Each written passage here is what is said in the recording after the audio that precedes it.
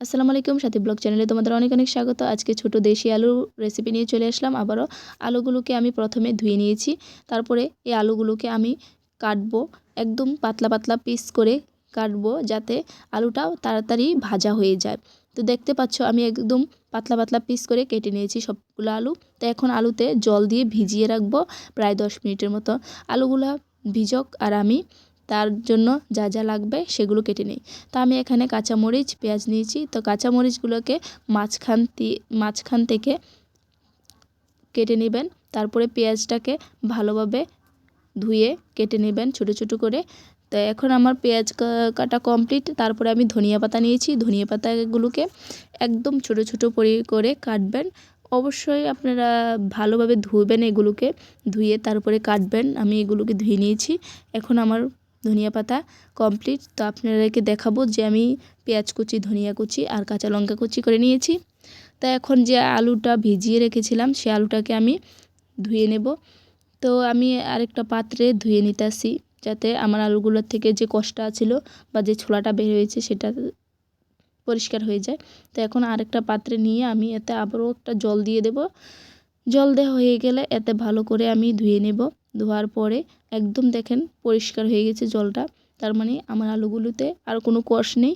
তা আমি এখন এতে উঠিয়ে নেব আরেকটা পাত্রে। তো আমার আলুগুলো আমি ভালোভাবে উঠিয়ে নিয়েছি ধুয়ে। তো এখন একটা কড়াই নেব, এতে একটু পরিমাণ তেল দিয়ে দেব। আগে থেকে আমার কড়াইতে একটু তেল ছিল, সেই কারণে আমি একটু তেলটা কম দিয়েছি। তো এখানে আমার কড়াইতে যে তেলটা গরম হয়ে আসছে সেই তেলটাতে আমি কুচি করা পেঁয়াজগুলি দিয়ে দিলাম।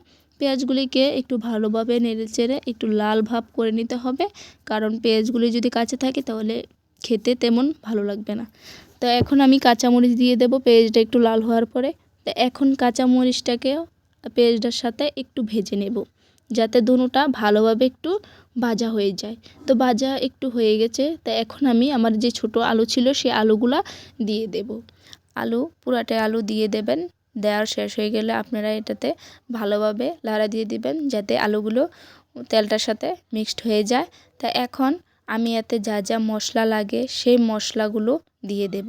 প্রথমে তো একটু লবণ দিয়ে দেব, তারপরে একটু পরিমাণ হলুদ, তারপর একটু পরিমাণ ধনিয়া গুঁড়ো, জিরে গুঁড়ো, তারপরে একটু পরিমাণ লঙ্কা গুঁড়ো দিয়ে দেব। আমি আমার স্বাদ মতো মশলা দিয়েছি, আপনারা চাইলে আপনাদের স্বাদ মতো এখানে মশলা ইউজ করতে পারেন।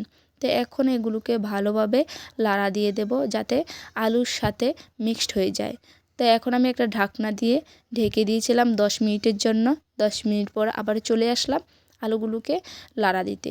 তা এখন যখন এই আলুগুলোর জলটা সরে যাবে তখন একটু ঘন ঘন পরিমাণ লাড়া দিতে হবে, না হলে আলুগুলা পুড়ে যেতে পারে। সে কারণে আপনারা একটু পর পর লাড়া দিবেন। আর যদি আপনারা এটাকে ঢাকনা দিয়ে না রাখেন তাহলে আলুটা সিদ্ধ হবে না।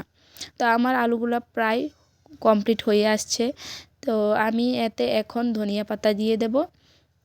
তো আমার ধনিয়া পাতা দিয়ে আমি চলে আসলাম আপনাদের সাথে আমার আলুর রেসিপি নিয়ে। তাই হোপ আজকের রেসিপিটা আপনাদের ভালো লেগেছে। আজকের জন্য এতটুকুই। আল্লাহ হাফেজ। আবারও নতুন ভিডিওতে দেখা হবে।